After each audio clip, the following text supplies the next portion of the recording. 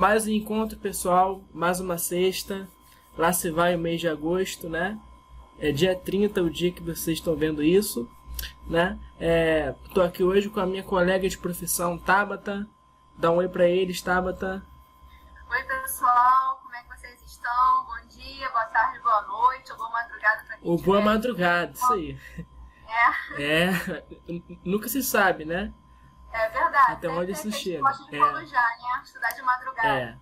Eu era um desses, eu virava à noite.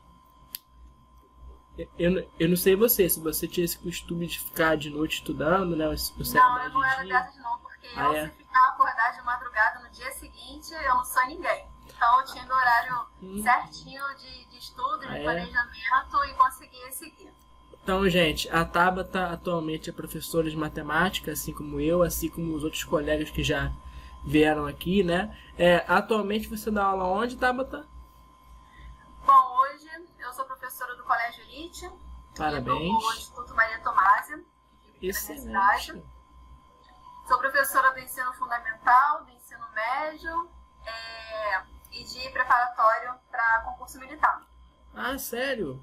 Mas você faz esse preparatório em outro lugar ou é no Elite também?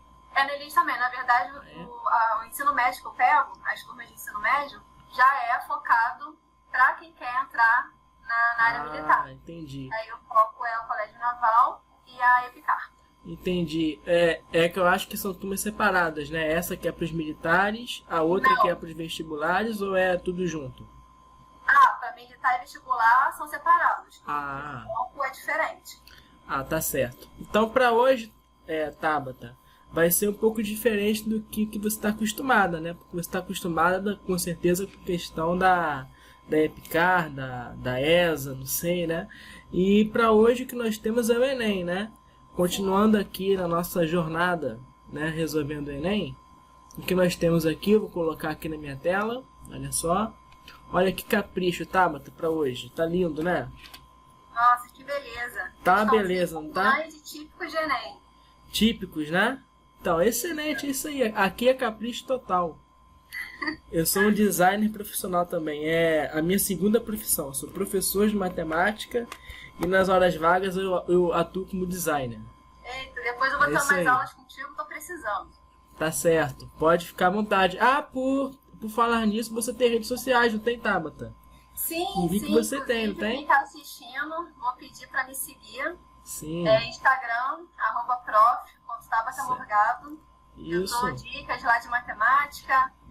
Resolvo desde matemática básica, algumas questões de Enem, algumas questões também militares. Sim, eu vi. Você tem carisma. Você tem carisma. É muito legal. Eu vou colocar aqui em cima, em algum lugar em cima e embaixo, onde quer que seja o link do seu vídeo. Também, mas eu vou colocar aqui na tela também para quem quiser ver, procurar, mas vai estar na descrição do vídeo e também aqui no vídeo em algum lugar, tá, gente? Eu vou dar um jeito de colocar aqui, tá? Tá ótimo. Show! E compartilhe também um pouquinho do dia a dia em sala de aula, né? Para os alunos entenderem um pouco ou tentarem entender um pouco o nosso lado como professor. Excelente, Tabata. Tem muito futuro o seu trabalho também. Sigam ela e o Matemática de Mestre, né? Com certeza. Essa emissora aqui também. Então, vamos lá. A questão de hoje, Tabata, eu vou pedir para você começar, olha só, de surpresa. Você não ensaiou hoje, né? Não fez nada. Na lata mesmo, né? Professora de pré-vestibular militar tem que saber fazer isso aqui em 2 minutos, né? Em 30 segundos, né? Então, vamos lá. Olha só. Questão 141 de matemática. Lembrando aqui que a ordem é a do caderno azul, tá, gente? Então, a 141 do caderno azul nos fala o seguinte. Mateus, deixa eu só te interromper aqui. Sim. Eu quero dar uma dica para quem está assistindo a gente. Claro. Pessoal, questão de Enem, a primeira coisa que vocês devem fazer, não começa já lendo questão. Ver o que está perguntando no final. Porque depois, quando vocês começarem a ler a questão, vocês já vão lendo, procurando aquilo que o enunciado está pedindo. Beleza? Então tá. E de ouro para vocês economizarem tempo na hora de ler o enunciado e resolver a questão. Vale ouro, ó. Já começa valendo o like e a inscrição, né? Com certeza. Já é para ter o like e a inscrição deles, né? Isso Isso aí. Para quem estiver assistindo. Então eu vou seguir o conselho aqui, a dica de ouro da Tabata. Eu vou direto para a pergunta, olha só. A pergunta, Tabata, é a seguinte: qual é a probabilidade, certo, de o vencedor do sorteio, quem vencer esse sorteio, ser uma estudante de terceiro ano? Então é sobre isso a pergunta. Show. E agora, o que você sugere, Tabata? Ler o enunciado normal? Agora a gente lê o enunciado porque já sabe que o que a gente precisa procurar vai ser aí um estudante do terceiro ano. Ok. No alojamento de uma universidade, olha só, é bem contextualizado, hein? Há alguns quartos com um padrão superior aos demais, como se fossem as suítes, né, dos hotéis. Um desses quartos ficou disponível. E muitos estudantes se candidataram para morar no local, né? Para escolher quem ficará com o quarto, um sorteio vai ser feito.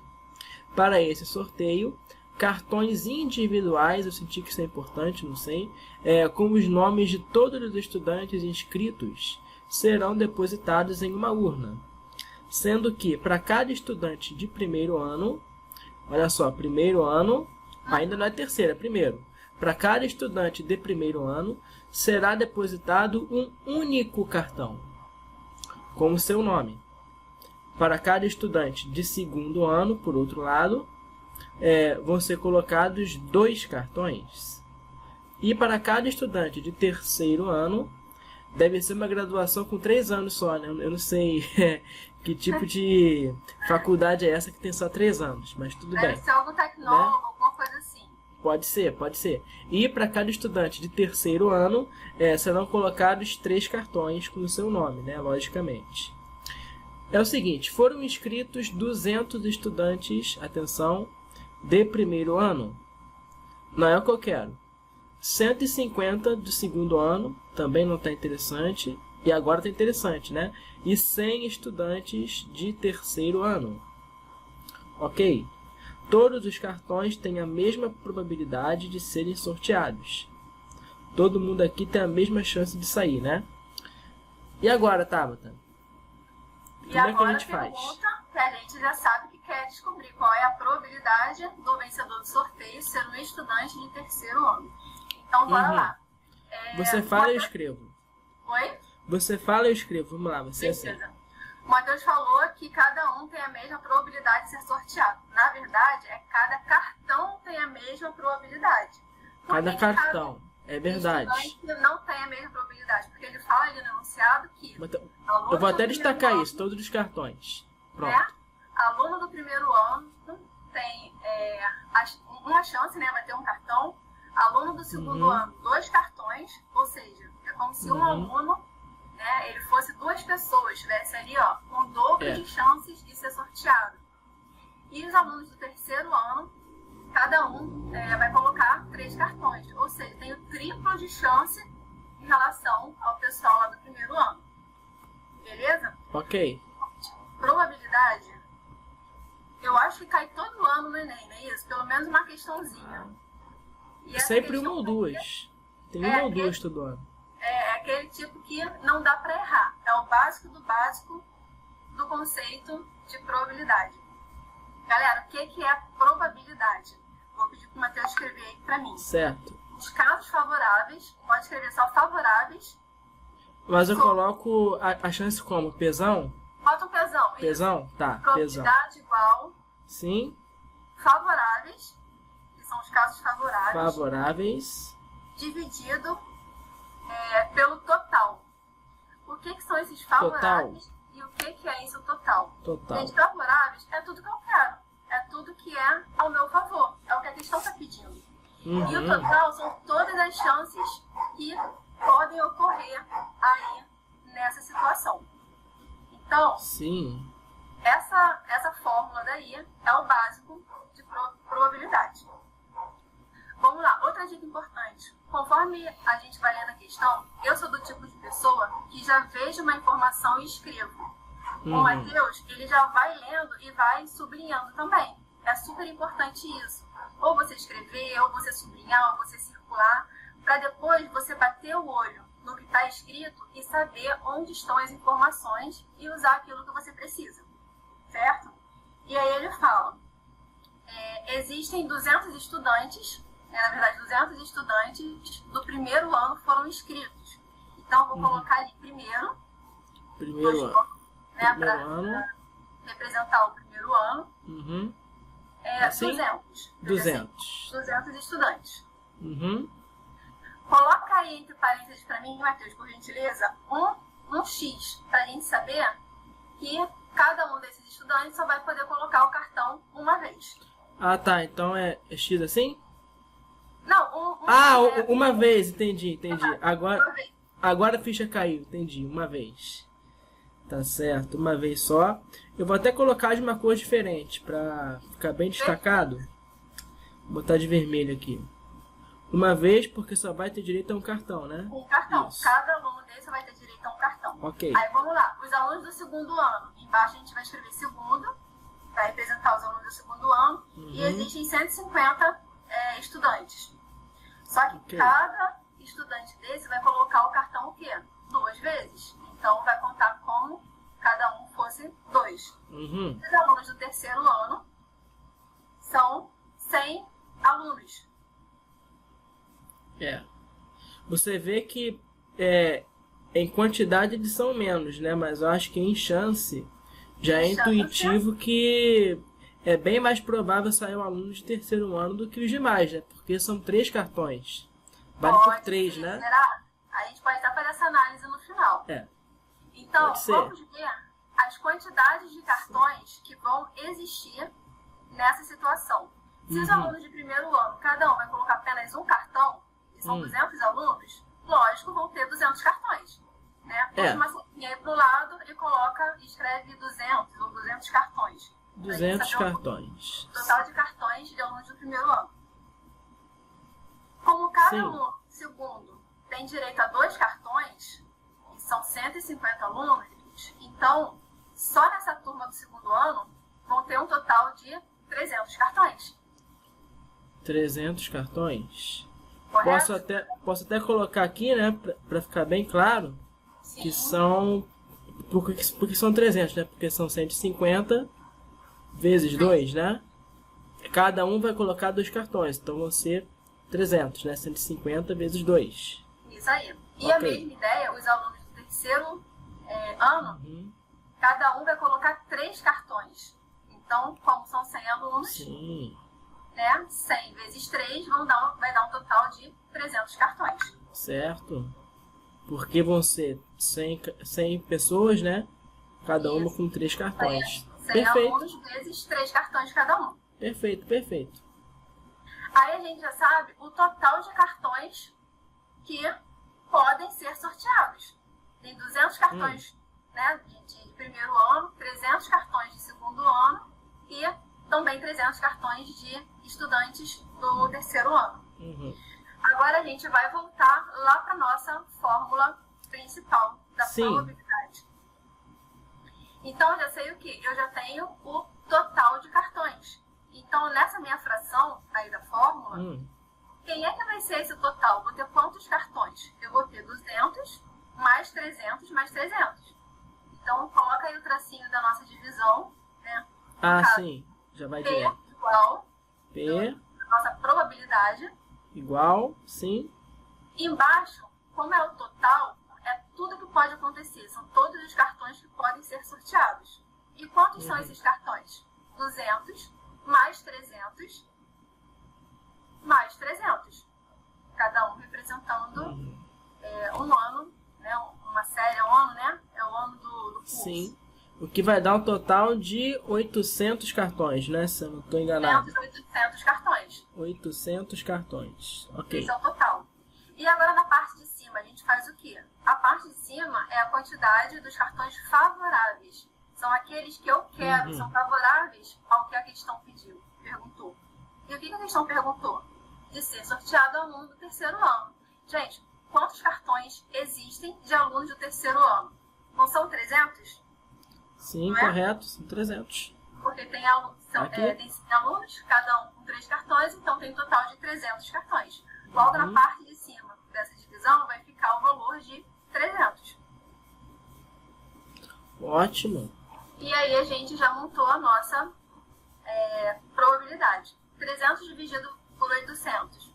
A gente pode simplificar, né, cortando esses dois zeros em cima e embaixo, que nada mais é do que dividir em cima por 100 e dividir embaixo também por 100. Ok, e vou aí até a sinalizar. simplificação E ao final aqui vai ser resposta, né? vai dar 3/8, que é a nossa 3/8, que é que a opção? A letra E, né? A letra E. A letra E, então ela é a resposta correta. É de equação e questão resolvida. O que você comentou aquela hora eu achei interessante, quando eu falei dos cartões do terceiro ano, pelo seguinte, né? Por conta disso aqui.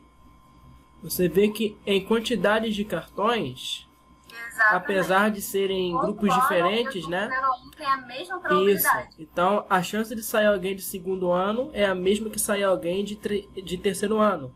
Apesar de serem quantidades de alunos diferentes, né? Por conta dos pesos, né? Por conta dos pesos, 2 e 3, acabou coincidindo as quantidades de cartões.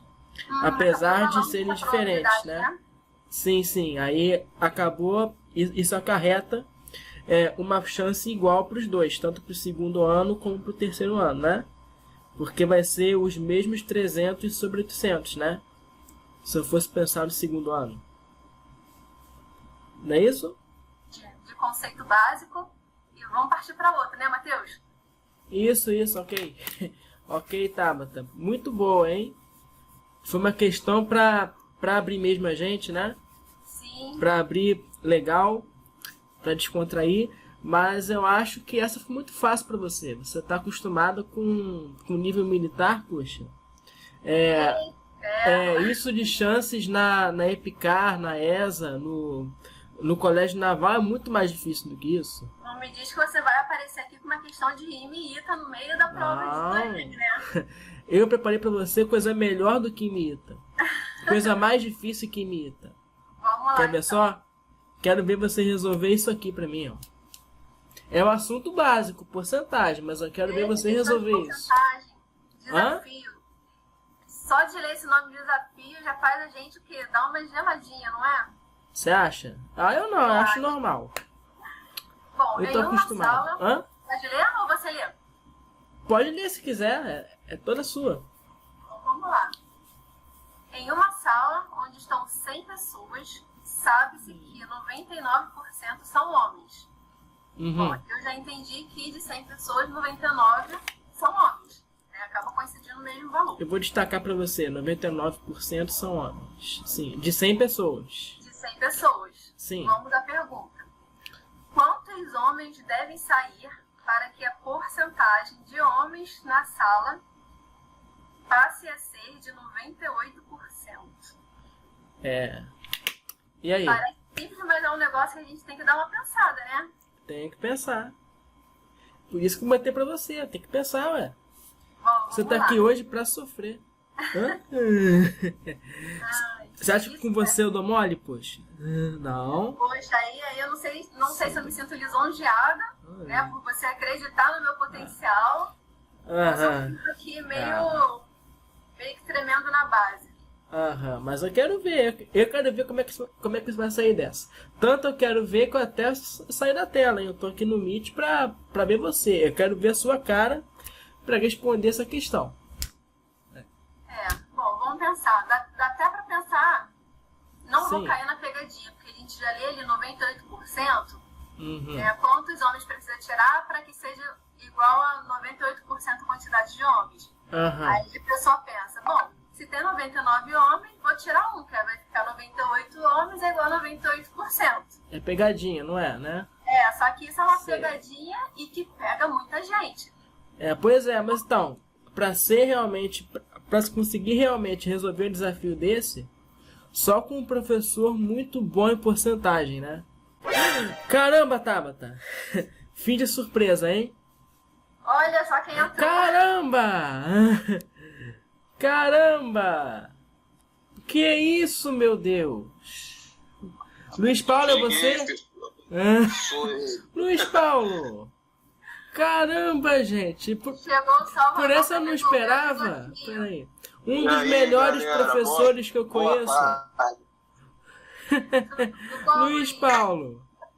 Tá vendo? Tudo Você bom, precisava de um professor Matheus, bom. Boa tarde, Tabata. Opa! Boa. Você queria um professor bom? Olha aí, ele apareceu. Eu quero ver esse professor resolver esse desafio no seu lugar. Quero ver. Vamos lá, vamos lá. Você fala e eu escrevo, só- Luiz.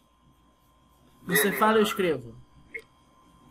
Em uma sala onde estão 100 pessoas. Isso. O áudio tá saindo legal? Perfeitamente. Como Em se uma você estivesse do meu sala lado. onde estão 100 pessoas, Ah, sabe-se que 99% são homens. Quantos homens devem sair para que a porcentagem de homens na sala passe a ser 98%? isso. Interessante. Então, primeira coisa, Matheus, eu acho interessante a gente fazer um recordar aí de como se calcula a porcentagem, né? Vamos botar um exemplo aí, por exemplo, Sim. 38% de 250. Ok. 38% de 200. Só para fazer um recordar aí. Recordar é viver, né? Recordar é viver, isso aí. Como é Então que vamos faz? calcular 38% de 250. Lembrando que para calcular a porcentagem ela clama por regra de 3. E a regra de 3 é calcular um valor conhecendo quaisquer outros 3 valores. Sim. Então, primeiro eu tenho que entender quem é o todo, quem é o 100%, nesse caso é o 250, e é o que eu vou escrever. 100%. Vamos lá, Matheus. 250 igual a 100%. Ok. Isso aí. E eu quero calcular 38%. Quando na matemática eu quero calcular um valor, estou em busca de calcular um valor desconhecido, o que eu faço? Eu atribuo uma incógnita, uma letra, que nesse caso eu vou chamar de x. De quê? Então, 38 de x, pode De chamar x? de x Ok. aí, a quantidade, Então eu vou trocar a interrogação por um xizinho. Ok. bota um x. Sim. Então, eu atribuí uma incógnita e agora eu vou multiplicar cruzado. Vai ficar 100x igual Sim. a 38 100x igual a 38 vezes o quê? Vezes 250, né? vezes 250. Ok. Isso aí. Agora a gente faz essa multiplicação aí. Quanto é que vai dar isso? 38 vezes 250, né? Quanto é que dá, Tabata? Então, não gosto de fazer assim, não. Eu já ia passar o 100 dividindo pro outro lado e simplifico tudo. Minha vida é simplificar. Ah, é? Depois que eu simplifico, que eu gosto de Também. simplificações. E aí, Luiz? O que a gente faz? Segue o conselho Também. dela? Pode. Por isso, pode fazer. Ah, então tá. Então Pode sim. fazer. O bom da matemática, o gostoso da matemática é isso. Tem vários caminhos para resolver Então tá. o mesmo problema. Olha só. Telespectadores, o 100 aqui vai passar dividindo, né? Ele está multiplicando, passa Tá aí. dividindo. E aqui nós teremos Isso. o seguinte. O x ficará, a nossa incógnita ficará isolada. Então x vai ser 38 vezes 250 dividido por 100. Ótimo. E agora é a oportunidade de fazer o quê? Cortar os zeros, né? O zero do 100 com o zero do 250. E agora, Tabata, o que você sugere? Por 5 também, em cima e embaixo. Por 5? Que aí vai o 25 vai Aí. virar 5 e o 10 vai virar 2. É, dividindo por 5, 25 vira 5 e o 10 vira um 2. Eu sugiro ainda fazer mais uma coisinha, né? Dividir o 38 com o 2 também. Isso aí, Né? que aí vai ficar 9. 38 divide com o 2 fica 19. Então, o nosso trabalho é fazer simplesmente 19 vezes 5, né? E 19 vezes 5, nas condições normais de temperatura e pressão, esse valor é o quê? É 95, né? Isso aí. 95. Então, o nosso valor procurado era 95, e 95 correspondem àqueles, né, 38%. Então, a nossa resposta é que 38% de 250 corresponde a 95. Não é isso, Luiz? Correto, perfeito. Ok, ótimo. Ótimo. Então fizemos um recordar aí, né, de de como tirar, de como calcular a porcentagem. Agora vamos para a questão. Sim. A primeira coisa que a gente precisa ter cuidado nessa questão é com aquela voz que vai chegar no nosso ouvido e dizer o seguinte: ora, 99%, lembrando que a porcentagem é uma proporção em relação ao número 100, né? Sim. Então, quando eu quero saber 99% de 100, isso é igual a 99. Assim como se fosse 28% de 100, seria 28. 35% de 100 é 35, certo? Uhum. Já que é uma proporção em relação ao número 100. Sim. Então, aquela voz que vai chegar no nosso ouvido vai dizer o seguinte: ora, se 99% são homens, de um total de 100 pessoas, isso significa 99 homens, então basta eu tirar um homem que eu vou ter 98 homens.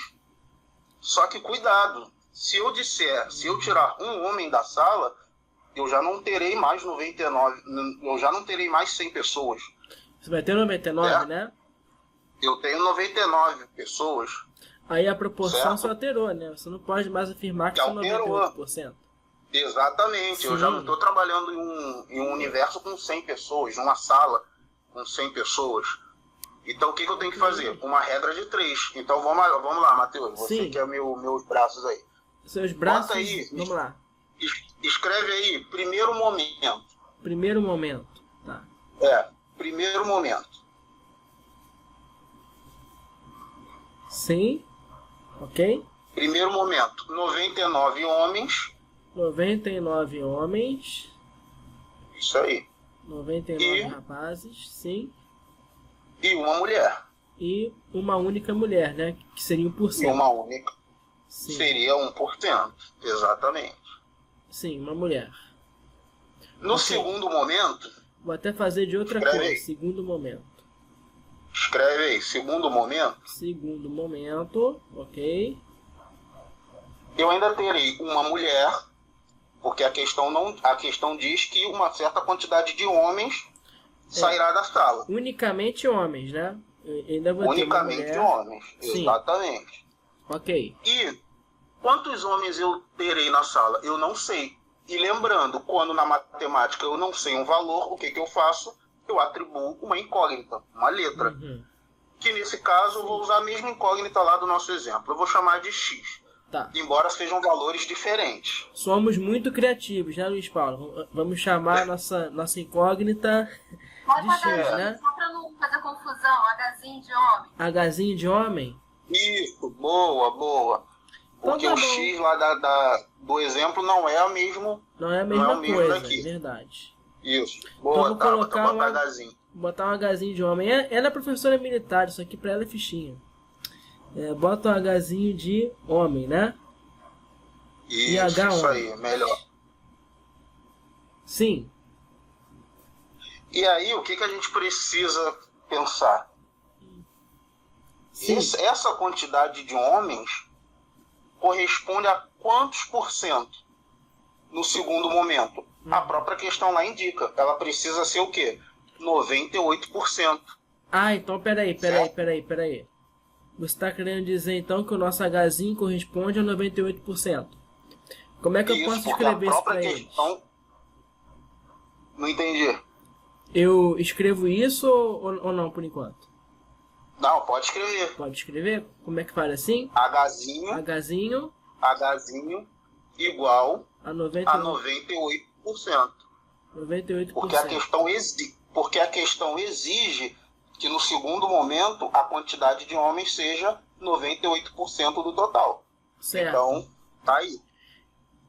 Okay. E a quantidade de mulheres? A quantidade de mulheres não se alterou. Então, se essa quantidade de homens corresponde a 98%, para completar 100%, faltam quantos por cento? 2. E esses 2%, exatamente a quantidade de mulheres. Até coloquei isso, então, né? Que uma mulher corresponde a 2%, né? Isso aí. Porque aí somando 98 mais 2, 100%. E eu vou fazer a mesma coisa que eu fiz lá no meu exemplo. Multiplicando o cruzado, fica H vezes 2. H vezes 2 é igual a 1 vezes 98, né? Perfeito. É isso? H vezes 2 é igual a 1 vezes 98. H vezes 2 é igual a 1 vezes 98. Coloca o porcento também? Perfeito. Tá, então assim, 2%, 98%. Pronto. Então, agora, o que a gente faz? Que está multiplicando, passa dividindo. Ótimo. O H fica isolado, né? Aí fica 98%, né? Que é 98% vezes 1. E o 2% aqui. E agora? Divide 98 por 2. 98 por 2. Isso vai dar quanto? Isso vai dar... Peraí, 98 por 2? 49, né? Isso aí. 49. E o porcento vai embora, né? Porque na prática, correto, o que nós temos aqui é o seguinte, eu vou até escrever isso para eles, que pode ser legal. 98%, o que está acontecendo aqui é isso, 98 sobre 100, né? E dividido por 2 sobre 100. Aí o que acontece? Uma divisão de frações, né? Só para ser bem claro aqui, o que eu faço? Eu repito a primeira, 98 sobre 100, não é isso? E multiplico pelo inverso da segunda, correto? Então o que eu faço aqui? Eu vou colocar até maiorzinho, que eu posso dar o luxo, né? 98 sobre 100. E agora o inverso da segunda. Aqui é 2 sobre 100, fica 100 sobre 2. Aí por isso que o porcento vai embora, né? Porque o 100 vai cortar com o 100 aqui. E aí o que nós temos vai ser 98 dividido por 2, que vai dar 49. Então, portanto, ó que chique. 3 pontinhos de portanto, né? A nossa quantidade de homens procurada vai ser 49. 49 homens aqui. E essa quantidade de homens é a quantidade que fica na sala, né? Exatamente. É a quantidade que fica. Quantos homens devem sair? Devem sair. Para que a porcentagem devem sair. Então, provavelmente, numa questão de múltipla escolha, ele botaria 49. E seria perfeito, né? Você podia pensar que a resposta é essa e se ferrar, né? Porque o que a gente calculou aqui é a quantidade que fica na sala, né? Não é a quantidade que sai. Né? Então, Luiz, como é que ficaria? Então, se antes, no primeiro momento, eu tinha 99 homens, e no segundo momento eu tenho 49, então eu só subtraio. Sim, antes eram 99 homens, saíram 49, o que significa que ficaram na sala um total inacreditável, né, de 50 homens, não é isso? Exatamente. Ele pergunta quantos homens devem sair. Isso quer dizer que saíram 50 homens. Isso aí. Devem sair 50 homens. 50 homens, isso mesmo. Devem sair 50 homens. E ficar 49, né? Para ser a proporção certa. Exatamente. Okay. Então a resposta da questão, 50 homens. 50 homens. Perfeito. O que foi que você achou, Tabata? Nossa, então para representação dos homens, né, em percentual cair 1%, teve que sair mais da metade dos homens. Questãozinha maravilhosa. Teve que sair. Teve que sair 50 homens, né? Isso aí mesmo. Foi mais da metade. Pois é, você vê como isso engana, né? Como isso é contra-intuitivo para quem não conhece tanto, né? Do assunto, né? Porque a pessoa pode pensar, como assim que não é um homem só, né? São 50 pessoas saindo para cair 1%, né? É coisa de louco. Perfeito, gente? Então é o seguinte, excelente questão. É um excelente desafio. Foi um desafio só para colocar mais pimentinha no nosso encontro de hoje. Mas agora nós vamos voltar para o universo do Enem, tá? Com essa questão aqui, a questão 142, ok? Da prova azul do Enem 2023. Quem é que vai resolver essa questão, Tabata? Vai ser você ou o Luiz Paulo? Vai ser você, Luiz? Aproveitar. O que vocês acham? Pode ser. Pode ser? Um engajamento aí, depois a gente intercala. Aí eu faço a próxima, depois volto você e aí eu finalizo. Ela que manda. Pode ser. Ela que manda hoje. Quem dá as ordens aqui é a Tabata, tá bom? Questão 142. Vamos lá, Luiz. Primeira coisa, vou seguir o conselho que a Tabata deu mais cedo, hein? Eu vou começar lendo a pergunta da questão. Tá bom? Tudo bem. Olha só. Perfeito. Qual é a pergunta? Qual é a quantidade mínima de água, certo? Qual é o mínimo de água em litro que cada morador, em litro, é importante isso, em litro, que cada morador, em média, deverá economizar por dia, de modo que o reservatório não fique sem água nos próximos 10 dias. Então tem a ver com a economia de água. Enunciado agora. O nosso texto base, né, melhor dizendo. A água utilizada pelos 75 moradores de um vilarejo provém de um reservatório de formato cilíndrico, circular, reto, cujo raio da base, atenção, o raio da base mede 5 metros, sempre abastecido no primeiro dia de cada mês por caminhões-pipa. Cada morador desse vilarejo consome, em média, 200 litros de água por dia. Ok. É bastante, né? 200 litros de água? Ou será que é a média mesmo, no real? Olha, eu acho que a gente gasta mais ou menos isso aí mesmo por dia. É isso mesmo? 200, né? Então tá bem realista a questão. No mês de junho de um determinado ano, o vilarejo festejou o dia do seu padroeiro e houve um gasto extra de água nos primeiros 20 dias. Olha só. Passado esse período, as pessoas verificaram a quantidade de água presente no reservatório e constataram que o nível da coluna de água estava em 1 metro, 1,5 metro. Decidiram, então, fazer um racionamento de água durante os 10 dias seguintes. Economizar água. Considere 3 como a aproximação para π. Então já foi uma bela facilitada, né? Considerar π como sendo 3. E aí vem a nossa perguntinha e as opções. E aí, Luiz? Você consegue desenhar aí, Matheus? Tem essa ferramenta? Eu tenho a mão livre, mas eu posso tentar. Um cilindro?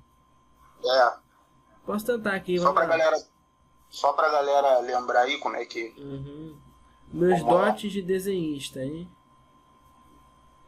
Olha só. Não precisa ficar perfeito, não. Só pra galera ter uma breve ideia. É meramente ilustrativo. Isso. E aí, perfeito. Pô. Tá perfeito? Gostou? Tá ótimo esse cilindro. Não tá, o Tabata? Tá obra de arte, não tá? Desenho na mão livre, não precisa nem de régua. Maravilhoso. Isso devia estar no Louvre. Vou mandar isso aí pro Louvre pra botar lá no... Tem que ir pro Museu de Belas Artes. Vamos lá, então. O que você quer falar, Luiz Paulo? Você fala e eu escrevo. Então, vamos lá, né? Ele diz aí que a água é utilizada pelos 75 moradores, certo? Okay. Lembrando, galera, que resolver um problema de matemática é entender o que acontece. Sim. A partir desse entendimento, montar uma expressão ou equação e resolver, certo? Então, o que está dizendo aí no exercício? Que esse lugar há 75 moradores, certo? Num vilarejo, né? Que ele diz. E durante 20 dias eles acabaram aí dando uma exagerada no uso da água, certo? E nos 10 dias restantes do mês eles vão ter que dar uma economizada para não ficar sem água, certo? Então a primeira coisa que a gente pode calcular aí, é quando ele diz que o consumo médio diário dos moradores. Ele diz aí, Sim. que o vilarejo é sempre abastecido no primeiro dia de cada mês por caminhões-pipas. Sim. Cada morador desse vilarejo consome, em média, 200 litros de água por dia. Então, se cada morador consome 200 litros de água por dia, quantos litros são utilizados em um dia? Basta multiplicar 200 por 75. São 75 moradores, né? E cada morador consome 200 litros de água. Isso, eu poderia pegar os 75 e multiplicar 75 mais 75 mais 75 mais 75 200 vezes, o que corresponde a multiplicar por 200. Então, ao invés de somar 75 200 vezes, eu multiplico por 200. Ok. Que é, obviamente, um cálculo melhor de se fazer. Aí você pode fazer, né, esse 75 vezes 2, né? Daria 150, não é isso?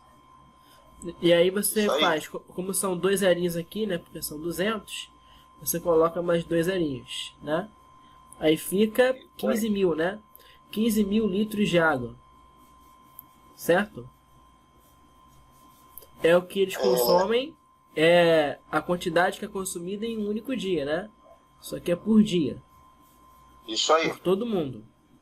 E cuidado, olha só, muito cuidado com a unidade de medida. O Enem, ele gosta muito de pegar a gente pela unidade de medida. Então você observa aí, ó, que ele está trabalhando tanto com metros quanto litro. Certo? É verdade. São 2 unidades de medida de volume diferentes. Então, em algum momento, ou eu vou ter que converter metro cúbico para litro ou litro para metro cúbico. Certo? É verdade. Mas vamos, muito bem colocado. Vamos continuar aí. Então, esse consumo aí que eu achei, esse consumo diário de 15 mil... É por dia isso, né? Por dia. Certo? É em litro. É em litros por dia. Isso. Então, nesse vilarejo, por dia, são 15 mil litros de água. E em 30 dias, eu vou usar o mesmo raciocínio. Eu poderia pegar o 15 mil e somar 30 vezes. 15 mil mais 15 mil mais 15 mil. Só que eu não sou bobo, eu vou multiplicar por 30. É verdade. Então eu escrevo isso, Luiz? 15 mil vezes 30, né? Escreve aí, 15 mil. 15 mil vezes 30. Vezes 30. Aí você pode fazer 15 vezes 3, né? Isso é 45. Já direto, né? 45. E agora você tem 3 zerinhos aqui do 15 mil, né? Mais um zerinho do 30. Então são 4 zeros aqui acompanhando. Ou seja, 450 mil litros de água. E isso por mês, né? Eu fiz o cálculo para 30 dias.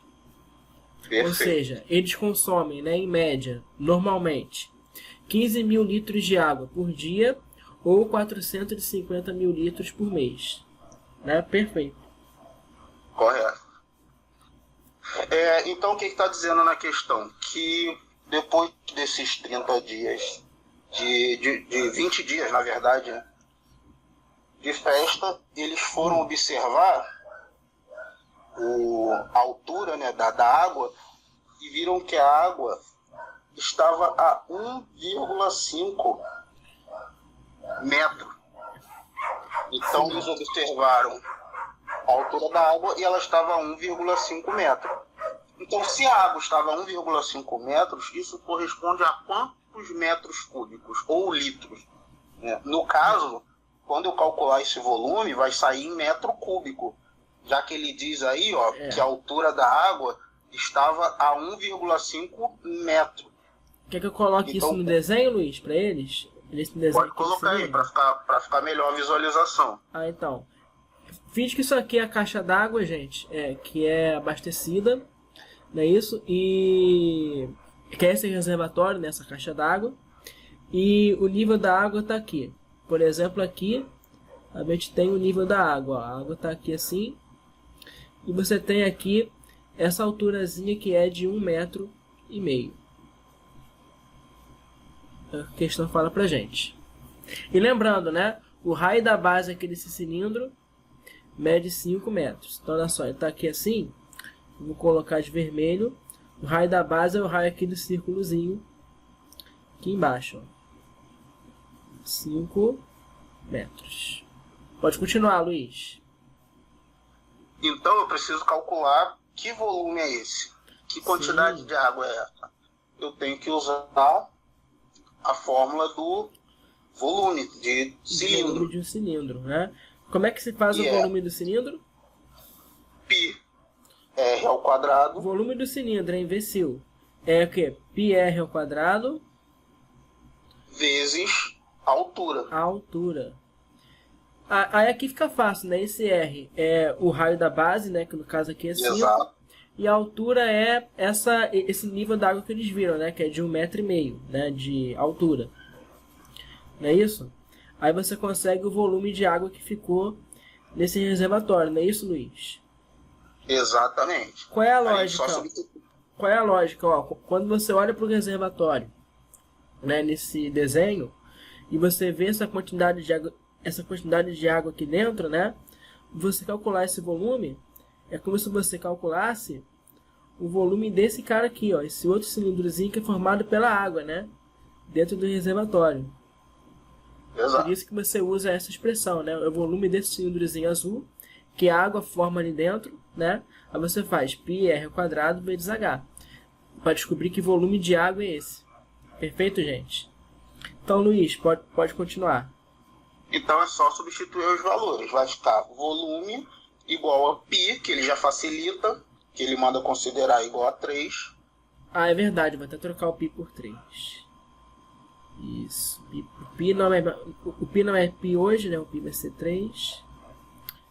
Vamos lá, para facilitar as coisas, né?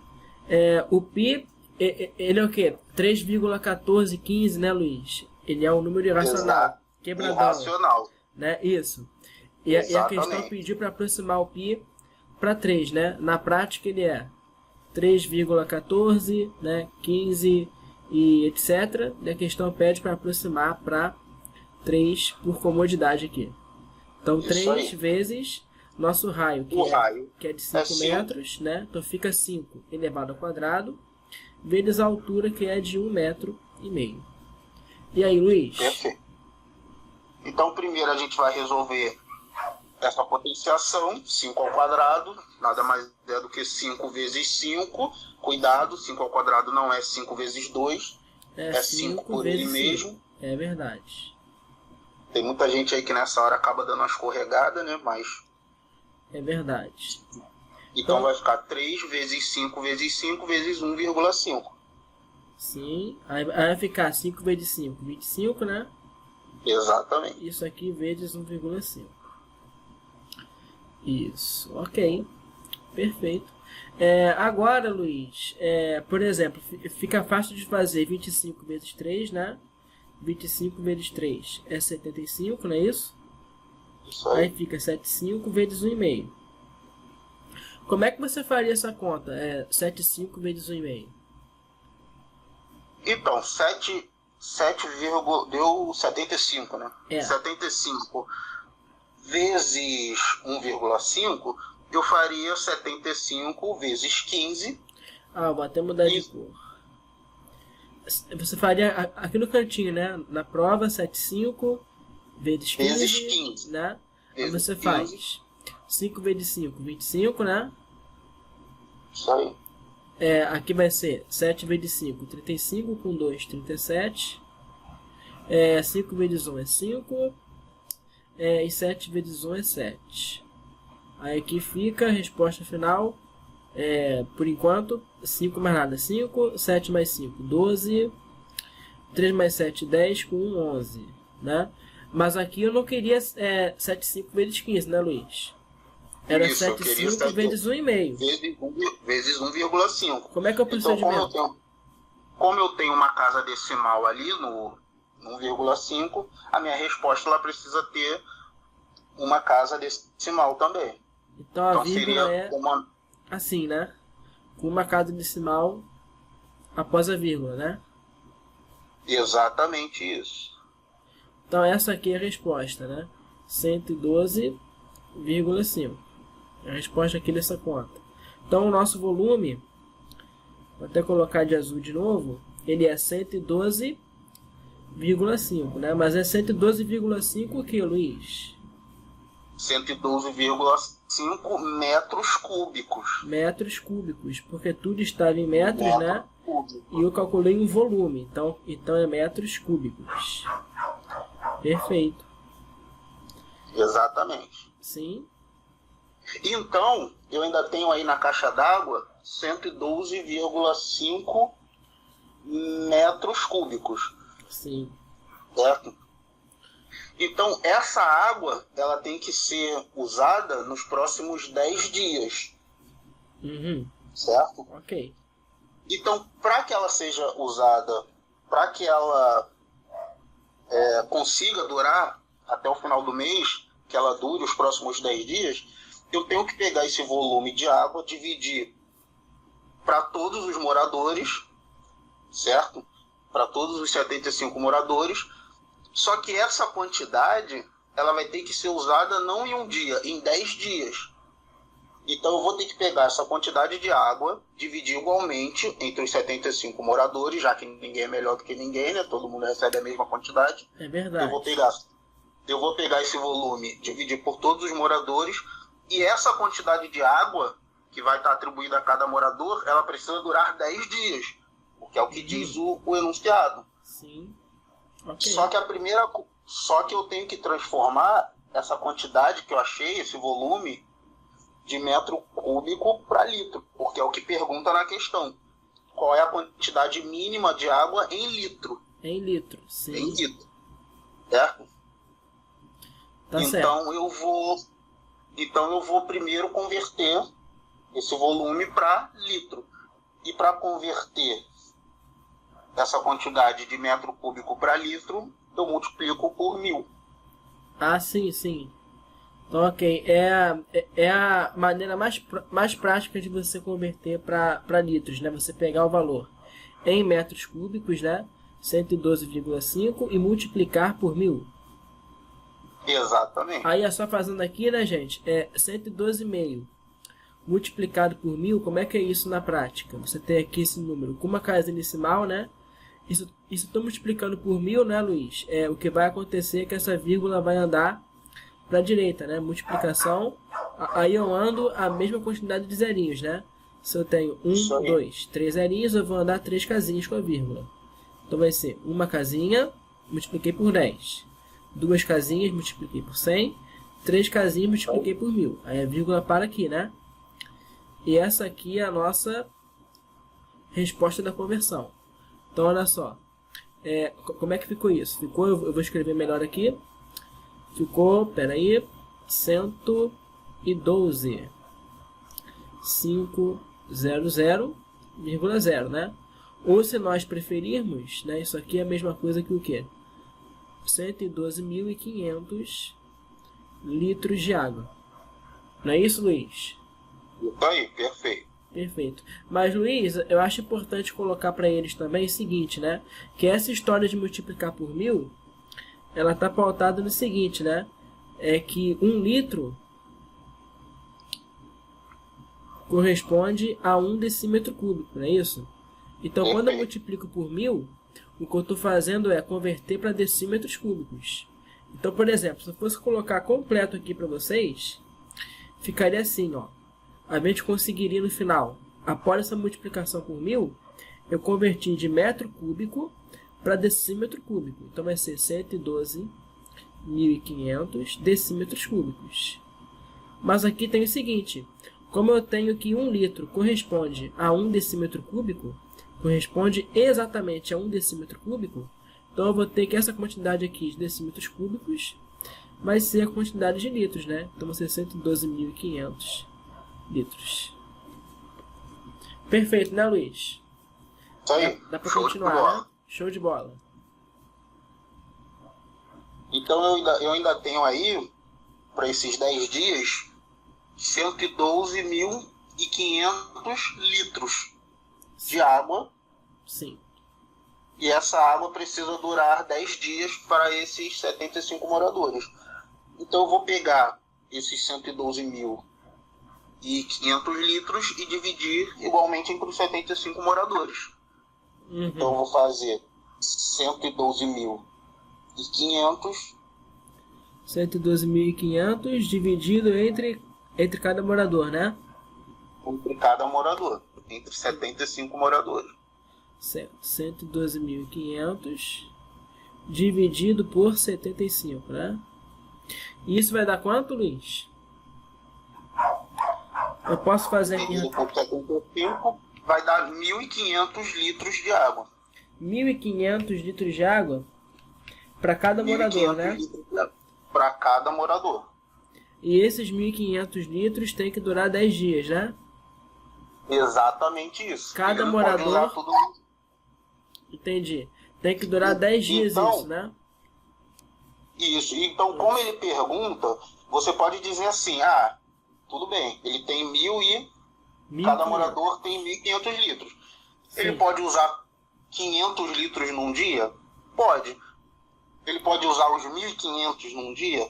Pode. Só que a pergunta é, qual é a quantidade mínima de água em litro que cada morador, em média, deverá economizar? Então, quando ele fala em média, significa o quê? A quantidade total de água dos 10 dias dividido por 10. Então, como ele fala em média, dividido por 10, né? Isso. Você pega os 1.500 e divide por 10. O que não é difícil, né, Luiz? É 1.500 litros. Se você pegar aqui e dividir por 10, equivale a cortar o zerinho do 10 com o zerinho do 1.500, né? Isso vai Exatamente. dar 100... Corta um zero no numerador e o zero do denominador, né? Que é o 10. Então o que nós fizemos foi dividir esse consumo de 1.500 litros para cada dia, né? Ou seja, isso, já que cada morador vai ter que gastar impreterivelmente, né? 150 litros de água, né? Dentro desse contexto aqui, né? 150 litros para durar sempre a mesma quantidade de água nos 10 dias, né? Vamos calma aí. Vamos entender o que está pedindo na questão, ó. Sim. Qual é a quantidade mínima de água em litro que cada morador, em média, deve economizar? Essa média que eu achei aí, que o morador é de 150 litros por dia, não é isso? Para uso, né? Isso. Que ele vai usar, sim. 150 litros por dia. Só que não é isso que ele pergunta, certo? Isso. É porque isso aqui é para uso, né? O que essa questão quer saber é quanto tem que ser economizado, né? Economizado. Aí a gente pega o quê? O consumo normal. O consumo normal está lá no começo da questão. Em média é 200 litros. 200 litros por dia. Isso, é o que ele usa, que o morador usa em média. Agora, se essa média agora caiu para 150, então qual foi a diferença? Foi de 50 litros, Foi de 50 litros. Eu vou até colocar aqui, ó, bem esquemático para eles. No início era 200 litros por dia. Depois vai cair para 150 litros por dia. O que significa, então, que a nossa economia foi de 50 litros, né, diários, né? 50 litros por dia de economia. Essa é a nossa resposta, né, Luiz? Exatamente. Então, qual é a opção certa? É a letra... É a letra A, né? É isso. Então, então, se ele quisesse chutar, ele poderia, né? Alô, Luiz? Oi, tô ouvindo. Ah, que susto. Então, quer dizer, se essa pessoa fizesse aquele chute clássico, né? De colocar aquela primeira opção, poderia ter acertado, né? Se isso acontecesse. Né? Não é bom seguir no Não chute, é bom a gente contar com isso, mas, né? Pois é. O que foi que você achou, Tabata? Então, Matheus. Sim. Matheus, só fazer uma observação. Sim. Só fazer uma observação. No começo da questão, eu calculei aí a quantidade total e a gente viu que foi um cálculo desnecessário, que acabou a gente nem usando na questão. Sim. Certo? Certo. A gente calculou lá no início, não foi isso? É verdade, a gente fez. O que pode acontecer. Afinal de contas, as questões do Enem, elas vêm com muita informação. Então, a gente separando as informações que o enunciado dá, nem sempre a gente vai utilizar todas as informações. Isso pode acontecer numa questão do Enem. Ah, entendi. É verdade, você pode ir para vários caminhos, né? Pode explorar muita coisa, né? É verdade. O que foi que você achou, Tabata? O Enem gosta de fazer essas questões mais contextualizadas, né? Realmente, com bastante informação, como o Luiz falou. E justamente por isso, eu vou tocar de novo naquele ponto. Para a gente sempre sublinhar, circular ou reescrever as informações que o enunciado dá. Porque aí a gente, olhando apenas as informações, consegue analisar o que vai precisar, o que não vai precisar. Porque aí, né, o tempo ele também é muito importante ali na hora que a gente está resolvendo a questão, fazendo a prova. Então, 1 minutinho, 2 minutinhos, isso daí faz uma certa diferença no final. Ah, vale ouro, vale ouro. E é nessa pegada aí que eu queria que você fizesse, Tabata, essa próxima aqui. Que é a da fábrica, né? Olha só, essa aqui é a questão 143 e ela nos fala o seguinte, eu vou começar pela pergunta, tá bom, Tabata? O número mínimo, ok? Número mínimo, mais uma vez o mínimo, né? Número mínimo de salas que deverão ser construídas. Qual é o número mínimo de salas que deverão ser construídas na fábrica? Tudo bem. Então, como é que é esse tipo de situação? Em janeiro do ano passado, a direção de uma fábrica abriu uma creche para os filhos de seus funcionários, né? Com 10 salas. Certo. Cada uma com capacidade para atender 10 crianças a cada ano. Ok. As vagas são sorteadas entre os filhos dos funcionários inscritos, enquanto os não contemplados pelo sorteio formam uma lista de espera. Normal isso, né? Acontece sempre. No ano passado, a lista de espera teve 400 nomes. Isso no ano passado, né? E neste ano, esse número de nomes aumentou 10%, né? Cresceu 10%.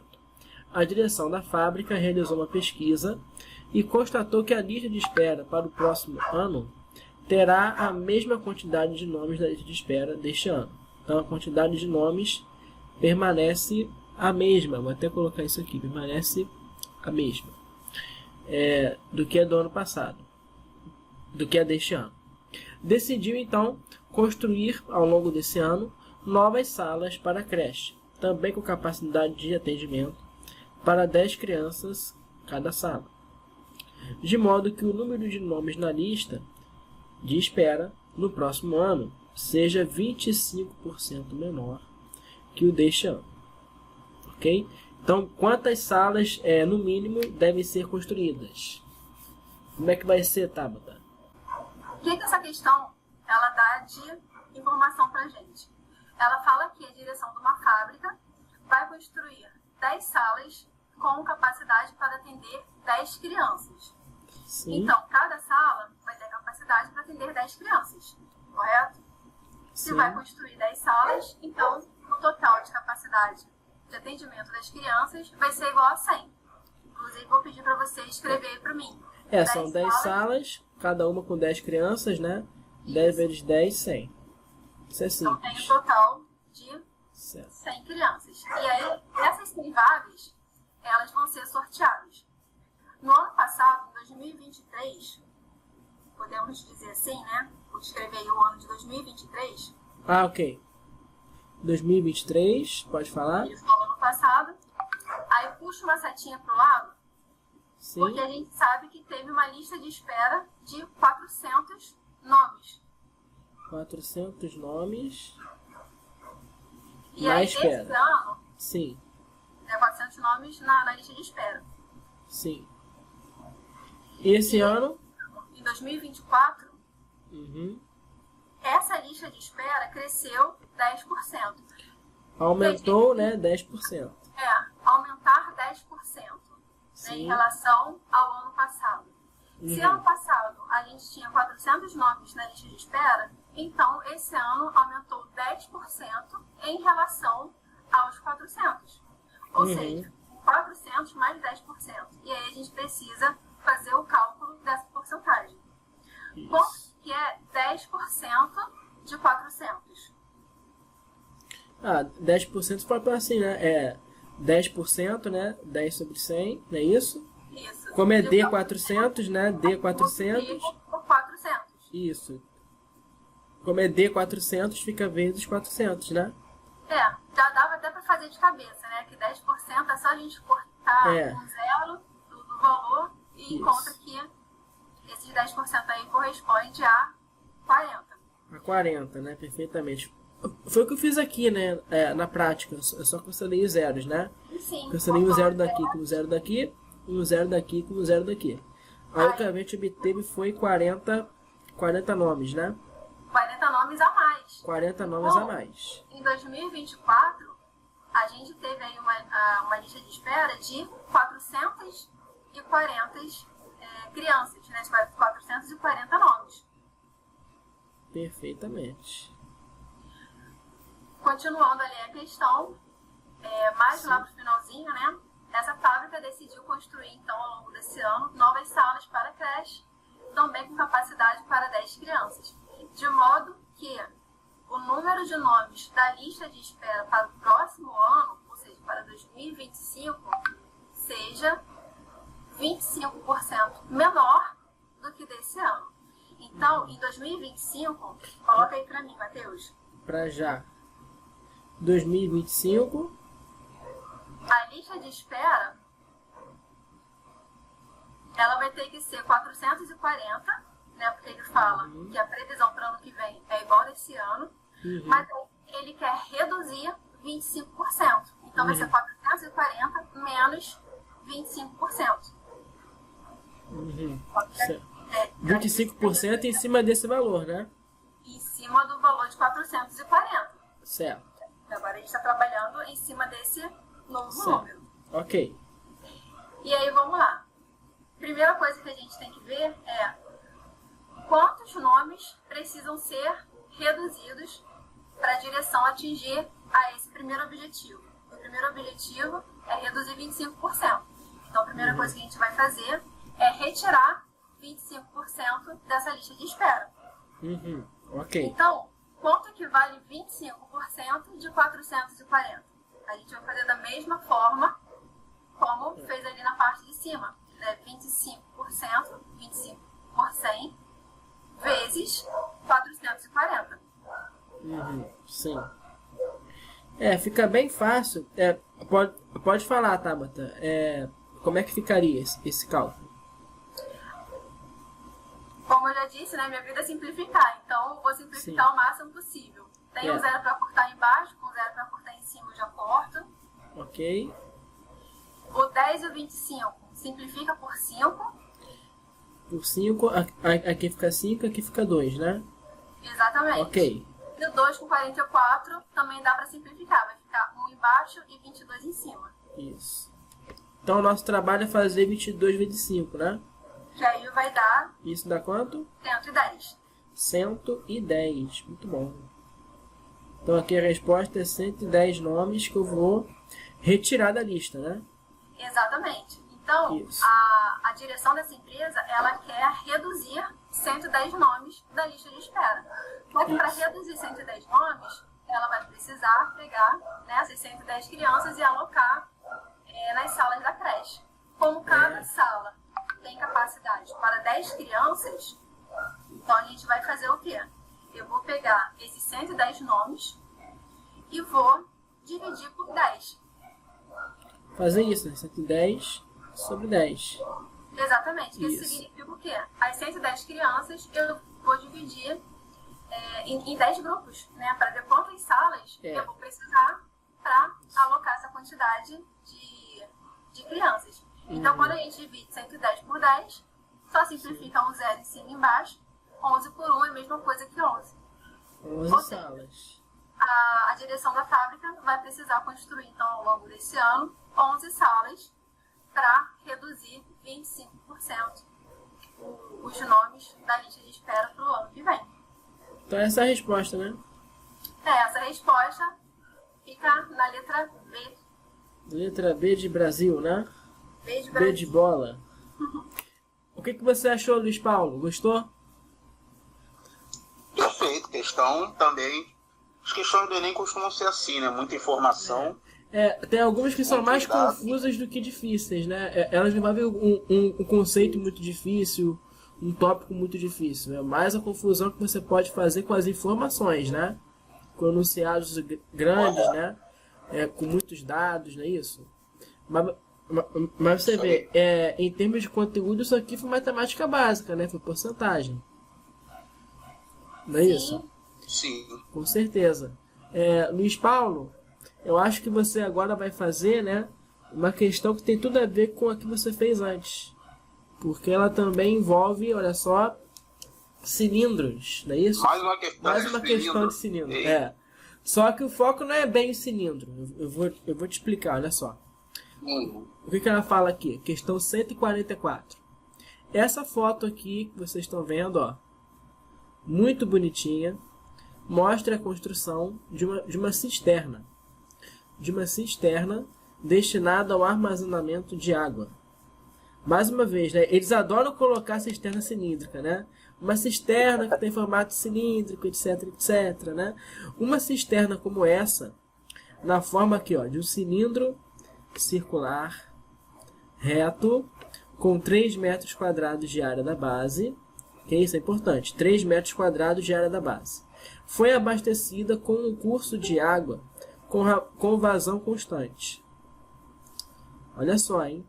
O seu proprietário registrou a altura do nível da água no interior da cisterna durante o abastecimento em diferentes momentos do mesmo dia, conforme esse quadro. Então aqui nós temos o horário que ele mediu o nível da água, né? E o nível da água que ele mediu. Lembrando, né? Eu acho que é importante isso. O horário ele mediu em horas e o nível da água ele mediu em metros, tá? A pergunta é: qual foi a vazão em metro cúbico por hora, tá? Metro cúbico por hora, ok?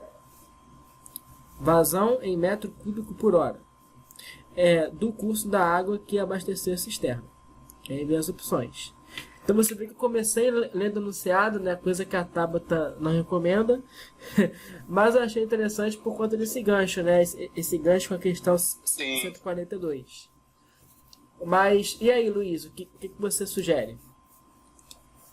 Bom, a primeira coisa é observar as unidades de medida. E aí a gente vê que está tudo nos conformes, né? Ele fala lá a área, né? A área da base é 3 metros quadrados, então tem metro. Sim. A hora ali, o horário ali, hora, o nível da água em metro, e ele pergunta a unidade, a vazão é metro cúbico por hora. Então, sim, a princípio não vai ser necessária aí nenhuma conversão, né? Ainda bem, né? Menos mal. De unidade. Ainda bem, ele foi bem. bonzinho. Nessa ele foi bonzinho. Nessa foram gentis, né? Então ele está pedindo a vazão. A vazão, aí você pode escrever aí, vazão nada mais é do que o volume sobre vazão o tempo. Corresponde a quê? Vazão corresponde a volume. Ao volume. Vou colocar um Vzão, tá? Vzão de volume, que eu tô muito criativo. Volume. Beleza. Volume sobre... Dividido por quê? Dividido pelo tempo, né? Vou colocar assim. Ou seja... Volume pelo tempo. Assim, ó. Tempo e vol de volume. Ou seja, é a quantidade de água, o volume de água que entrou, dividido por esse tempo. Precisamente. Pelo tempo em que a água entrou. Perfeito? Perfeito. Então, para calcular esse volume de água que entrou, ele já me dá no enunciado lá um dado fundamental, que é a área da base. A área da base do cilindro é 3 metros cúbicos. Então, 3 metros quadrados, né? Que é a base. É a área. Isso. Metro cúbico seria volume. Então, corrigindo aí 3 metros quadrados, porque é uma unidade de área. Então, sim. O volume do cilindro é a área da base vezes a altura, certo? Sim. Como ele já me dá a área da base, eu calculo que o volume do cilindro é a área da base 3 vezes a altura. 3 vezes a altura. Eu vou até escrever isso, Luiz, que eu acho importante. Só para volume do cilindro é o quê? A área da base, né? Vou botar assim, ó, a área da base vezes a altura. Esse área da base, né, é aquele πr ao quadrado, porque a base é um círculo, né? Então é πr ao quadrado vezes h. Exatamente. Só que não foi necessário colocar assim hoje, né, nessa questão, porque ele já nos deu esse valor de área da base, né? Que é de 3 metros quadrados. Exatamente. Perfeito. Pode continuar, Luiz. Pode seguir. Então, para calcular o volume, eu já tenho a área da base, que é 3 metros quadrados. Sim. E agora eu preciso da altura. A altura, você observa lá, olhando aí a tabela, que a altura que chegou, né, a altura máxima, foi de 3,2 metros, certo? Sim. Porém, há uma grande pegadinha nessa questão. Quando começou a iniciar a contagem, já tinha ali, ó, meio metro de água, 0,5 tem razão. metro de água. Sim. Certo? Então, Sim. a água aqui, esse 0,5, ele não entra no cálculo dessa vazão. Porque esse volume aí, cuja altura é 0,5, ele já estava lá. Então, eu tenho que, de 3,2, eu tenho que subtrair, eu tenho que tirar essa água que já estava lá. Ah, sei. Então, eu vou... Sim. Então, eu tenho que fazer a conta. 3,2 menos 0,5. Menos 0,5. Para saber quanto que encheu nesse tempo, né? Então, 3,2 menos 0,5. Isso vai dar 2,7. 2,7 metros. Ok. Certo? Certinho. Então, o volume de água que entrou é a área da base 3 vezes a altura, 2,7. Então, é a área da base, que é 3, né? Vezes a altura, que é 2,7. Ok. Isso. E quanto que vai dar isso? 2,7 vezes 3 ou 3 vezes 2,7? Isso vai dar 8,1 metros cúbicos. Metros cúbicos, porque é o volume, né? Metros é cúbicos. O volume, isso aí. Então esse é o volume de água que chegou, né? Que foi colocado nessa cisterna, nesse intervalo de tempo aí que ele mediu, né? Entre 6 da manhã, pode-se dizer, né? E 3 da tarde, né? Entre 6 da manhã Exatamente. E 3 da tarde, não é isso? Você repara que esse intervalo isso, então, aqui, né? Esse intervalo aqui foi de quantas horas? Entre 6 da manhã e 3 da tarde. Foi um total de 9 horas, 9 né? horas. 9 horas aqui. Exatamente. Sim. Eu vou jogar esses dados lá na minha fórmula da vazão, que é o que ele está pedindo na questão. Sim, sim. Captei. Captei vossa mensagem. Então a vazão, ela fica como? É igual ao volume, que é 8,1 sobre dividido o nosso pelo tempo. O nosso tempo ele 9 é horas. 9 horas. Aí fica fácil, né? Isso. Se você fizer 8,1 dividido por 9, isso vai dar 0,9, né? Porque se você fizer Isso aí. 0,9 vezes 9, você volta a ter os 8,1, né? 9 vezes 9 é 81. 1 vezes nada, nada. Com 8 são 8. E aqui tem uma casinha decimal, né? Então você mantém aqui 8,1. E a nossa vazão então é essa. A vazão, escrever assim, ela é de quê? Ela é de 0,9, né? Metros cúbicos. Como o volume foi calculado em metros cúbicos e o tempo em hora, então a vazão é metro cúbico por hora. Por hora, isso. Essa aqui é a resposta, né? É o que diz a letra C, né? A letra Exatamente. C de sapato. Então, Luiz, eu gostei muito, gostei. Mas, por exemplo, eu quando fui fazer antes de vir para cá, eu até pensei de outra forma. Por exemplo, você começa aqui com 0,5, né? você repara, por exemplo, aqui ele começou a medir às 6 da manhã. E depois ele mede de novo às 8. Então, olha só, aqui nesse intervalo você tem, entre 6 da manhã e 8 da manhã, são 2 horas de tempo. E nessas 2 horas, ó, olha só o quanto que mudou aqui. Foi de 0,5 metros o nível da água para 1,10 m, né? Então isso variou, né? Acrescentou-se 0,6 metro. E eu acho que a partir daí você já conseguia ter uma noção de como é que varia esse nível da água de acordo com o horário. Por exemplo, é sempre 0,6 metros de nível da água a cada 2 horas. Então, por exemplo, se é 0,6 metros a cada 2 horas, isso significa, né? Olha só, 0,6 metros a cada 2 horas, isso vai dar um total, se você dividir, né? 0,3 metros por hora. Então é assim que varia essa altura do nível da água, né? É sempre 0,3 metros a mais a cada hora que passa. Por que eu digo isso? Porque a vazão é constante, né?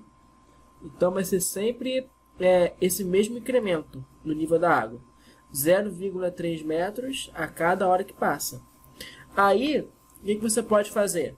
A cada hora que passa, é como se na cisterna, né? Que é um cilindrozinho. Olha só. É como se na cisterna, a cada hora que passa, você aumenta isso aqui, né? 0,3 metros a mais. Isso aqui é meramente um desenho, tá?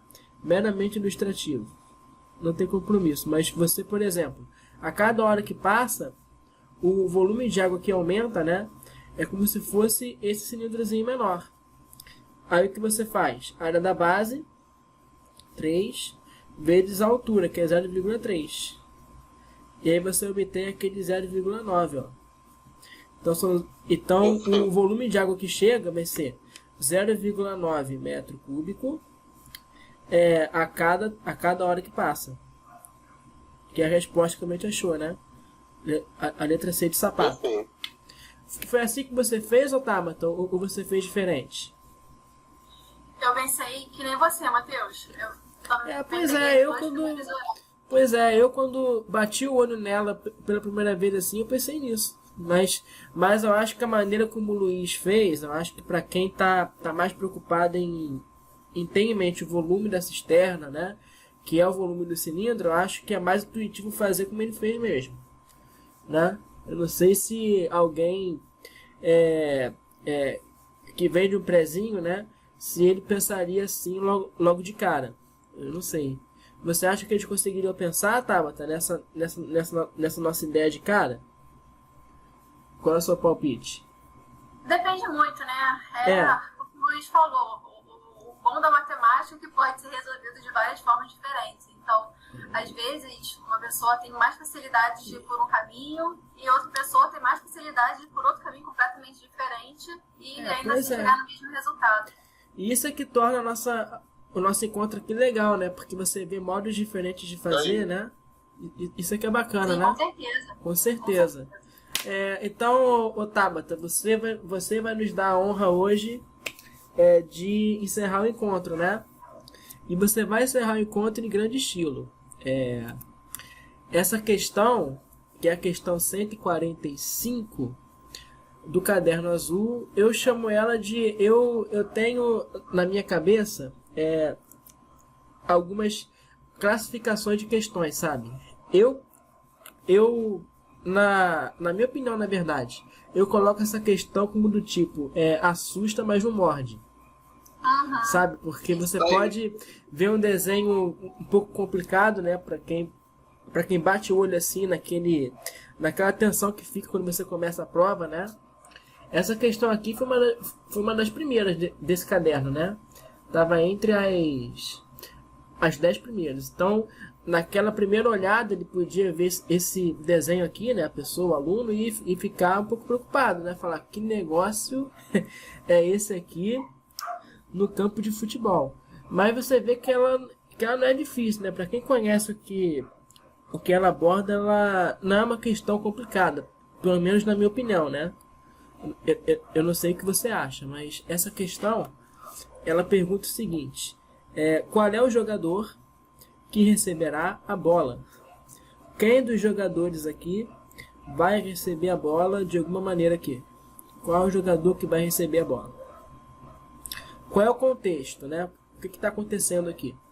Num certo momento, olha só, uma questão atualíssima, né? Num certo momento de um jogo digital, olha só, o mundo dos jovens, a tela apresenta a imagem representada na figura. É isso que ele vê na tela.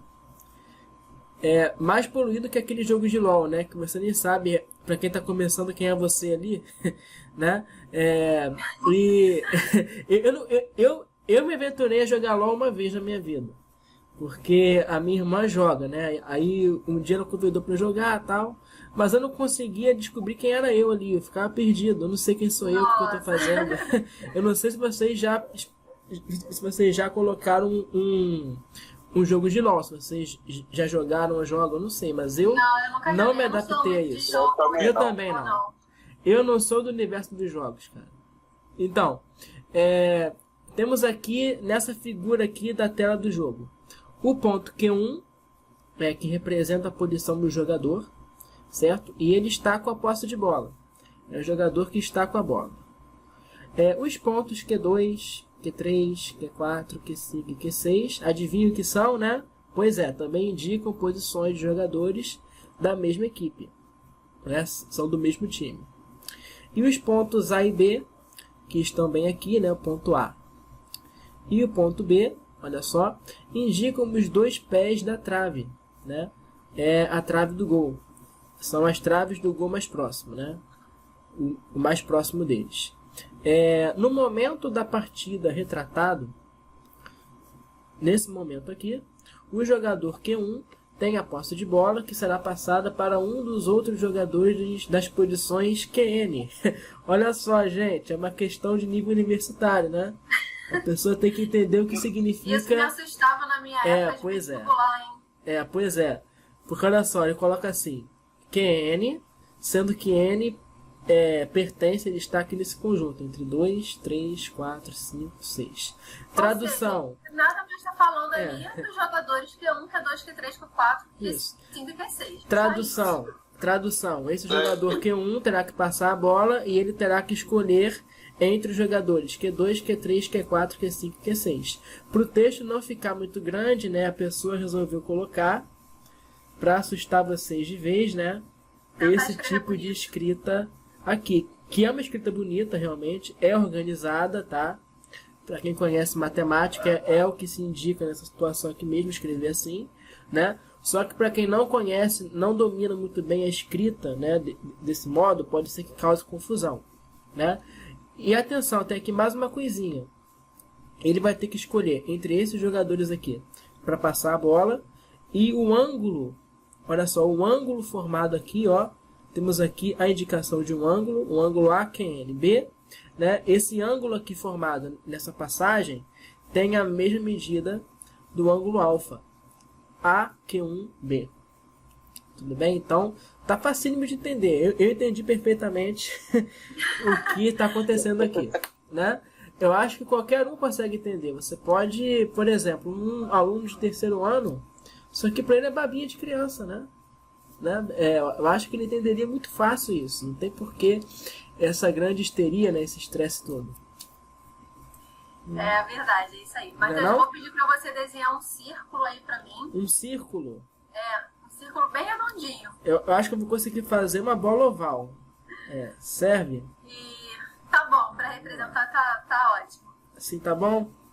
Tá bom. E, gente, essa questão, para quem sabe o conceito, é muito fácil. Em 5 segundos, facinho. Marca a alternativa correta e parte para a próxima. Quem conhece o conceito e conseguiu entender isso aqui, faz em 5 segundos mesmo, muito fácil. A pessoa perde mais tempo lendo enunciado do que resolvendo, até porque não precisa de conta nenhuma. É saber marcar e tchau. Tchau e abraço. Bom, vamos lá. nesse círculo daí, Matheus, coloca para mim 2 pontos próximos, o ponto A e o ponto B, representando as traves. Que nem ali tá, entendi, tá bom. Assim, ó, A e B são as 2 traves. Ok. Isso. Aí, do outro lado dessa circunferência, marca aí um ponto P qualquer. Um ponto P qualquer. Isso. Como ele não tá na questão, eu vou colocar de outra cor, tá? Vou colocar esse pontinho P de azul. Assim, ok? Perfeito. Gente, se a gente pegar e traçar cordas, né, do ponto A até o ponto P. Cordas são esses segmentos que unem 2 pontos que estão em uma circunferência, não é isso, Tabata? Então, por exemplo, esse segmentozinho aqui, ó, ligando o ponto A. E que não passa pelo centro, até o ponto P. O quê? Na verdade, passa sim, mas aí a corda que passa pelo centro você chama de diâmetro. O diâmetro é uma corda. Isso, o diâmetro é uma corda. Isso aí, ó, professora de pré-militar, Luiz Paulo. Com ela você não pode bobear, hein? Ela não deixa passar nada, tá bom? Então, olha só. Temos aqui um exemplo de corda, né? Que liga aqui o ponto A ao ponto P. Isso. Qualquer segmento de reta que a gente fizer aí, né, ligando um ponto em cima da circunferência até outro ponto, a gente chama de corda. Agora a gente vai traçar outra corda ligando o ponto B de bola até o ponto P. Ponto B ou ponto P? Isso aí. Então é assim. Perfeito. Deu pra quebrar o galho. Esses pontos aí, ó, A, P, B, ele vai formar um ângulo ali no ponto P. É verdade. Vai formar um ângulo, vou chamar um ângulo alfa. Tá, um ângulo alfa. Normal que a gente chama. Na verdade, vocês sabem o que é alfa, né? Alfa é uma letra grega, por isso que a gente usa aqui nesse contexto, né? Porque se acostumou na geometria você simbolizar ângulos por letras gregas, né? O alfa corresponde à letra A, né? Do nosso alfabeto. O beta, a letra B, e assim por diante, né? Pode continuar, Tabata. Foi só uma curiosidade para poder descontrair um pouco o ambiente, né? Acho super válido. Tá bom? Então a gente traçou essas 2 cordas e esse ângulo alfa, né, que está ali no próximo ponto B, esse ângulo ele tem uma relação com o arco AB. Então, peraí. Então você tem um ângulo alfa que está aqui, né? Isso. E o arco que ele enxerga, né? Porque você vê que os extremos aqui das cordas, né? Tá uma aqui no ponto A e outra aqui no ponto B. Então esse ângulozinho aqui, ele enxerga esse arco, ó, o arco AB. Isso aí, esse pedacinho da circunferência... A gente coloca assim, ó, arco AB, né? Esse símbolozinho. Exatamente, que começa no ponto A e vai até o ponto B, a gente chama de arco, né? É um pedacinho da circunferência. E aí agora, eu vou pedir para você, Matheus, ainda do lado direito da circunferência, mais abaixo, colocar outro ponto. Marca um ponto Q. Marca o ponto Q porque somos criativos, né? Ponto P, somos criativos. Ponto Q. Então vamos botar aqui assim, tá? Pode ser? Pode. Ponto Q. E se a gente traçar outras cordas, aí eu vou até pedir para você colocar de outra cor, pode ser de laranjinha para diferenciar. Eu tenho o dom de prever o futuro. Eu acho que você vai pedir para eu traçar a corda aqui, né? Do ponto A até o ponto B. E a corda BQ, não é isso? E a corda exatamente. BQ que eu vou caprichar um pouquinho mais. Porque o que você quer mostrar é muito legal. Peraí, deixa eu colocar aqui. Pronto. Bom, mais ou menos. Nesse ponto Q, né, na verdade, formou outro ângulo. É verdade. Esse ângulo, ele também tem uma relação com o arco AB. Por que vai ter uma relação? Porque esse ângulo vai estar, entre aspas, né, olhando o mesmo pedacinho, então, arco AB. E a mesma coisa que o ângulo lá em cima do P está olhando. É verdade. Então, esses 2 ângulos, né, o ângulo que está lá no P e o ângulo que está no Q, eles são iguais. Eu posso afirmar que eles são iguais. Eles são iguais porque enxergam o mesmo arco, né? Enxergam o mesmo arco. Ou seja, lá em cima, no ponto P, eu chamei de ângulo alfa, ali no ponto Q, né, ali embaixo, eu também vou chamar de alfa. Os 2 ângulos, eles são iguais. têm mesma medida. Melhor dizendo, são ângulos congruentes, né? Ângulos de mesma medida. Exatamente. É isso? Então, não importa onde eu desenho um ponto nessa circunferência, né? Se eu traçar cordas que liguem esse novo ponto até o ponto A e B, que enxerguem esse arco AB, o ângulo não vai mudar. Sempre vai ser um ângulo alfa. Aqui, ó, eu posso aqui até colocar outro exemplo. Ó. Como eu sou muito criativo, vou colocar ângulo R, né? E eu posso fazer enxergando o mesmo arco. Ó. Ficaria assim. Então, até o ponto R, até o ponto R. Aí seria um outro ângulozinho que mede alfa, né? Vou até colocar melhor. Opa! Apagou tudo. Apaguei. Ctrl Z aí que volta. Ctrl Z que volta. Pior que eu acho que não volta, hein? Porque eu coloquei a caneta. Mas eu faço de novo aqui a bola oval. Pera aí. Circunferência estava assim. Pronto. Então a nossa ideia era mostrar isso para vocês, gente. Que ângulos que enxergam o mesmo arco têm a mesma medida. Não é isso, Tabata? Exatamente. Então, isso. Se a pessoa está vendo ali, né, o jogador Q1, ele está em uma circunferência. A questão foi até boazinha, desenhou todas as circunferências. Ela já colocou tudo aqui pra gente, ó. Relacionadas a cada jogador e com um ponto em comum que representam as traves, que é o ponto A e o ponto B. Se eu quiser um outro jogador, né, que esteja formando ali o mesmo ângulo em relação a essas traves, esse jogador ele só pode estar em cima da mesma circunferência que o jogador Q1. Por quê? Porque estando na mesma circunferência, esse outro jogador vai enxergar o mesmo arco. Logo, tem apenas o jogador Q3 que está ali na mesma circunferência. Isso aqui, ó, Q1 e Q3, né? Exatamente. Exatamente isso. Esse jogador Q3, se a gente também traçar, né? Pode traçar aí, Matheus. Outro ângulo? Enxergar melhor. Traça aí as cordas lá no Q3. Lá no Q3. Da questão. Que assim. Traça as cordas até o ponto A e até o ponto B. Sim, ó. Perfeito. Isso, é aqui, então, mas os jogadores Q1 e Q3, eles fazem parte de uma mesma circunferência e os dois estão enxergando o mesmo arco. O mesmo arco, né? O mesmo arco AB. Logo, o ângulo é o mesmo. Aí, entre eles, vai ser o mesmo.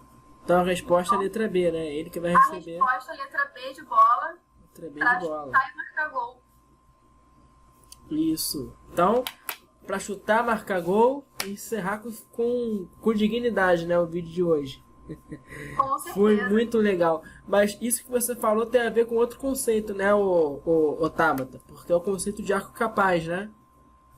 Por exemplo, o arco capaz, por que eles são ângulos que têm a mesma medida? Porque eles enxergam o mesmo arco, né? E estão com o vértice sobre a circunferência, né? São ângulos inscritos, né?